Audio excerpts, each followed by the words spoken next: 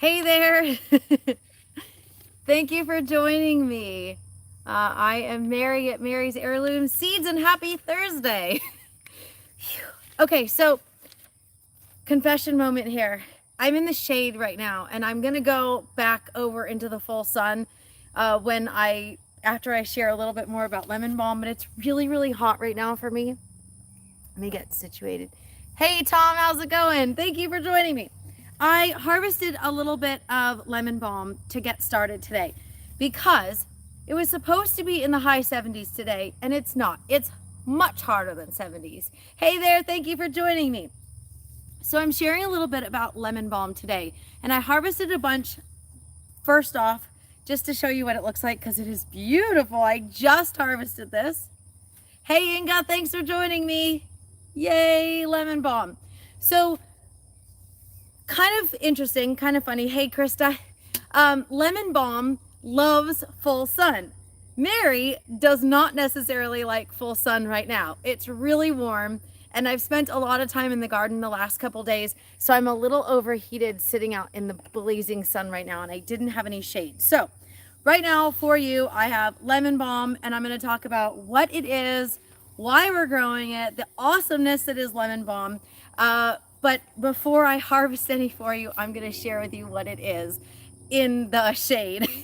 I need a little bit of shade right now. It's kind of warm. Okay, so before I get started on the meat and potatoes of my video, I want to share with you a couple of things that I always do before every video. Number one, in the description section of this video, you will find links to my comprehensive planting guide, several of my videos that I've done.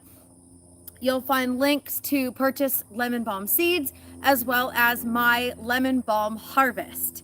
Inga says, you harvested Lemonbalm because your tomato got angry with the Lemonbalm. Oh my gosh, I know. So Inga is referring to the picture I showed on Facebook, and then I've shared it a couple times, where my Lemonbalm is kind of like taking over where my tomatoes I transplanted as well. And I'll share with you a little bit about Lemonbalm and its growing habitat and everything like that. So you will find the planting information in the description section of this video, but for the beginning of this video, I'm going to be in the shade, and then I'll move into the full sun in a little bit and share with you what the plant looks like and explain what Inga's referring to. So Lemonbalm is in the mint family. So speaking of Lemonbalm kind of taking over where my tomatoes are, it has a tendency to take over. But I want to kind of preface that. Unlike mint, it does not have runners in the ground that it spreads out and takes over. Lemonbalm just expands. So a lot of people confuse the two, where mint can actually spread. It puts runners out and it spreads either under the soil or above the soil. And spearmint, for example, I've got a spearmint plant over there, and it sends out runners and it just expands. Whereas Lemonbalm just kind of grows and grows and grows and takes over. But even it being in the mint family, it's an amazing plant to grow, and I'm going to share with you a little bit about how you can kind of get around the expansion of it.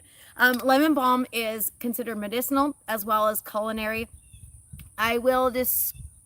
I'll share a little bit about the medicinal and the culinary and how you can use it as well, but I kind of want to share about the actual plant, how we grow it, all of the different fun properties that we can use it for and things like that. So Lemonbalm is considered a calming herb. It has been used for centuries for different ailments, I guess you could call it. But ultimately, it's a calming herb. So some people say it can be used as a sedative. I wouldn't necessarily say it's a strong sedative, but it can be used like as a calming tea. It can be used for, hey Christine, thanks for joining us. It can be used for different herbs, herbal remedies, I should say, like tinctures and creams and whatnot. So I'll get to that as well in just a little bit. First off though, Lemonbalm is a perennial, and it smells amazing. I love perennials in the garden. So if you don't know what a perennial is, it means that you can plant this plant, you can plant Lemonbalm, and it should come back every year. It's considered a perennial down to, I think, zone 4, maybe zone 5. So if you plant lemon balm in your garden, it looks like it dies off for the winter time, but then it comes right back when it starts to warm up. So we are, let's see, it is April 13th today. My last projected frost date was March 17th, and I'm already harvesting daily from my lemon balm plants. So we are less than a month from our last frost date, or less than a month out from our last frost date. And I started harvesting these last week. So we're talking 2 weeks after my frost, I'm already harvesting lemon balm. So this is a powerhouse plant in the garden. If you want to start harvesting something fairly earlier in the garden, lemon balm is amazing. You can grow it from seed. Of course, we sell the seeds. For optimal germination, you want to cold stratify your lemon balm seeds prior to planting them.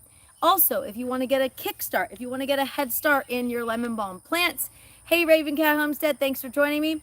Hey everybody. So if you want to get a head start with your lemon balm plants, you can actually cold stratify them in the refrigerator for 2 to 4 weeks, and you can plant them indoors 6 weeks before your last frost date, and then you can transplant them out once your soil starts to warm up. So super important if you want to get a head start on these, you can cold stratify them.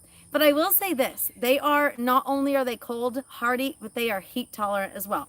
I'm in East Texas. It's warm. It was 85 degrees today, and it was only supposed to be about 75.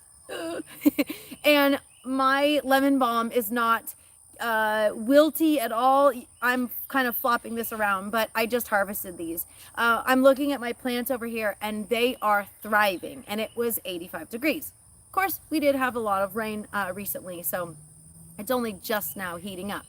But I will say that lemon balm loves full sun, and it will thrive even in the heat. So not to worry if you haven't already planted your lemon balm seeds and it's starting to warm up where you are, or maybe you haven't even purchased them yet. There's still plenty of time for lemon balm.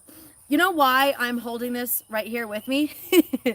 Lemon balm can deter mosquitoes. So if you've watched any of my older videos, I am a mosquito magnet. My mom watched one of my videos, and she sent me all natural mosquito repellent. Like the night as soon as she finished watching my live video, she saw me itching and scratching, and I had mosquitoes flying everywhere.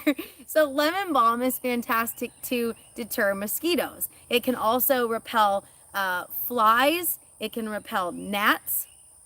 And here's a good one for those of you that live kind of rural like I do. It can repel deer and rabbits. So because it has this lively lemony smell, this very strong smell, lemon balm is fantastic as a deer and rabbit deterrent. So for those of you that might have struggled with rabbits or deer eating your plants, lemon balm is a fantastic addition to the outer edges of your garden. I would suggest not planting butterfly. Easily distracted by butterflies. Sorry, guys. So, like I said, if you have deer or rabbits that bug you in the garden, it's excellent to do. Krista says, it's exactly why I purchase everything lemon seeds. Exactly. So Christine is joining me, and you're reminding me that I am going to mention my KNC Worm Farm worm tea in just a minute, because that's one of the things that I use to keep my healthy plants.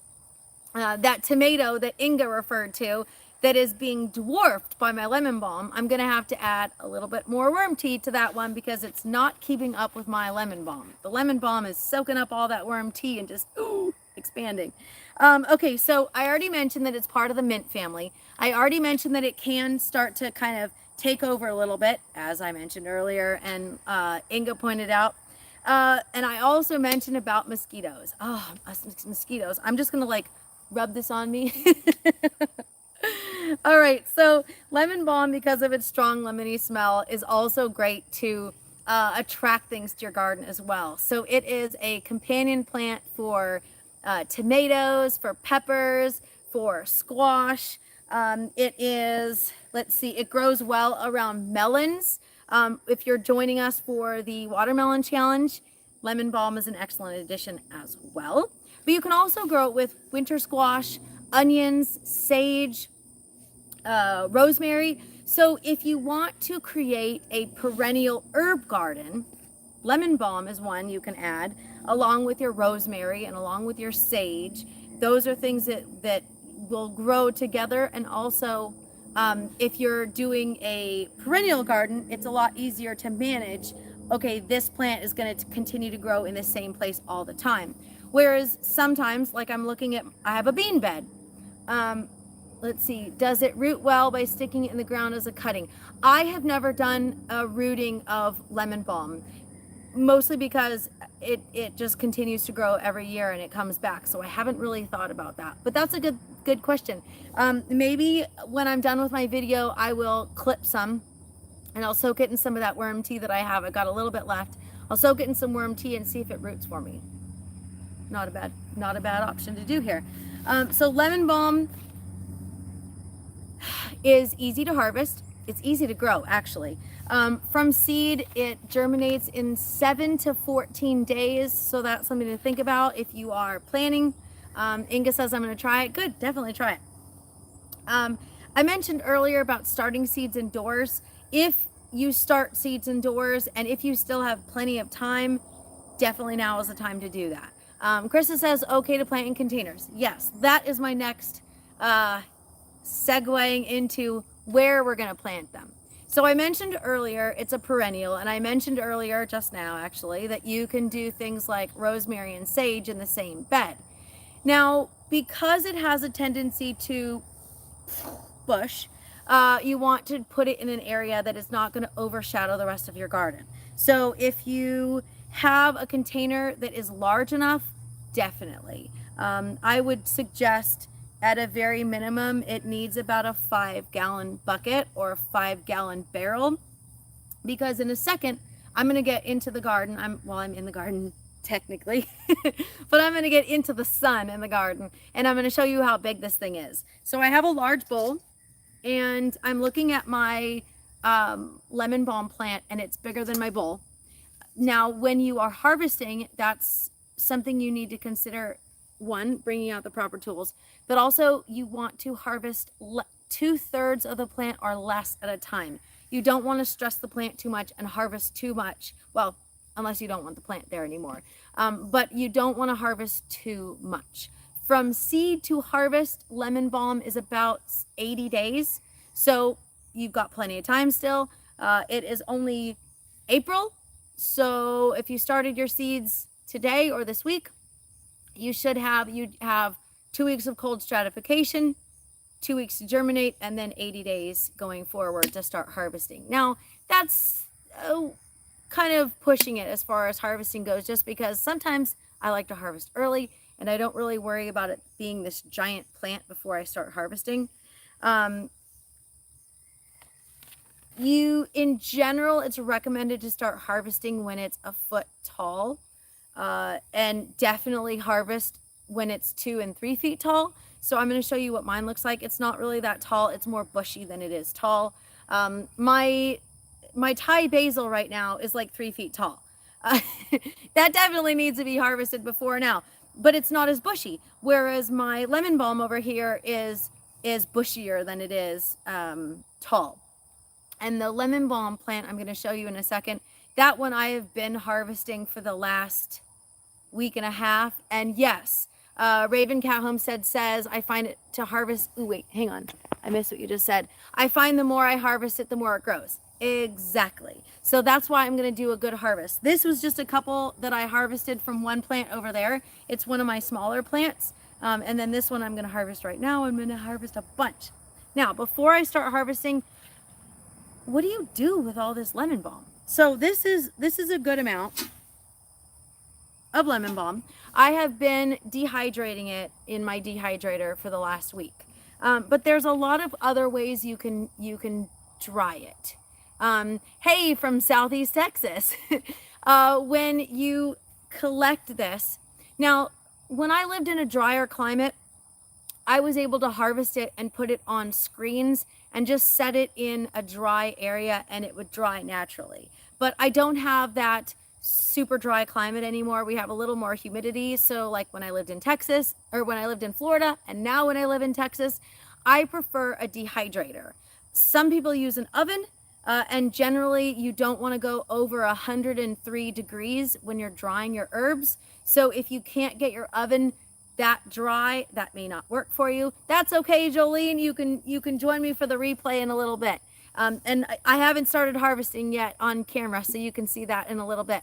So I use a dehydrator. You can turn on the oven, turn it off. It should be at 103 degrees.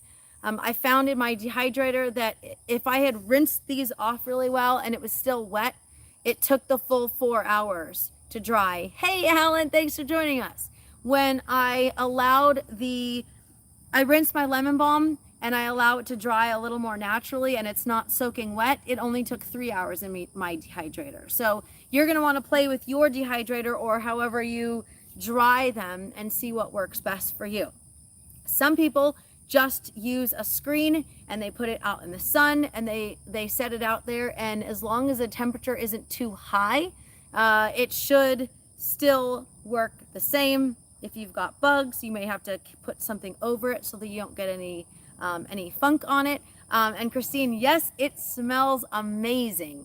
So I'm going to show you what my lemon balm looks like. And like I said, I have been using my KNC Worm Farm tea brew on this and some of my other tomatoes. I'm going to show you what the happy tomato looks like versus the not so happy tomato that Ingo was referring to. So lastly, I'm going to share with you some of the things that we use it for, and then we're going to go ahead and harvest it for you. So my favorite application for lemon balm is just a tea.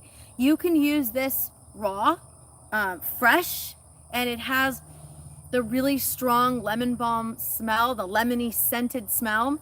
And I, like I said, I prefer it raw if possible. I just take the leaves off, squish it a little bit with like a spoon or a fork. Raven Cat says you could try putting it in your oven with the light on to dry. Yes, that's exactly what you can do. And that way, yes, it might take a little longer, but then it won't be so hot. You can also make ointments with this. You can make infused oils with this. You can make creams. You can make lip balms. Another thing is I like to make an infused oil for bug bites. As I mentioned earlier, the mosquitoes love to attack me wherever I am. So I like to use this in a infused oil. So if you haven't already, in my comprehensive planting guide is a recipe for my calendula infused oil. You can use the same recipe and tweak it with lemon balm, dry lemon balm. I need to make sure that I add that because if you use raw, fresh lemon balm, it has a water content. And if you don't refrigerate it, it can go rancid because of the water content. So I typically use dry lemon balm for my infused oil. So you can just use the same recipe or a similar recipe that I use for calendula infused oil. You can use that with all this lemon balm. I've actually used both together. So you have a soothing and a healing infused oil that works wonders for different things. It's great for healing. It's an antibacterial. It's an anti-inflammatory. And then with the added benefits of the calendula, it's like a super oil. So there's a lot of different ways that you can use it. Someone else asked me, how else do you use it besides a tea? Because there's only so much tea I can drink. So you can actually use lemon balm in recipes that call for lemon peels. So like sauces or soups or vinegars that would call for lemon peel, you can actually use lemon balm in it. And I actually saw a recipe for pesto. Now that sounds lemony amazing. So I'm going to go ahead and we're going to go over here and we're going to collect some lemon balm. I might need to kind of maneuver around here. Kick over my bucket. There we go. Huh. All right, here we go. Hi. We're going to go ahead and collect some lemon balm. See if we can get this beautiful plant here in the picture. Yep. Pesto is amazing. I love pesto and that lemony flavor, it just sounds pretty awesome to me. Hang on just a sec. Let me grab my bucket so I can sit on it. I need a bucket. There we go.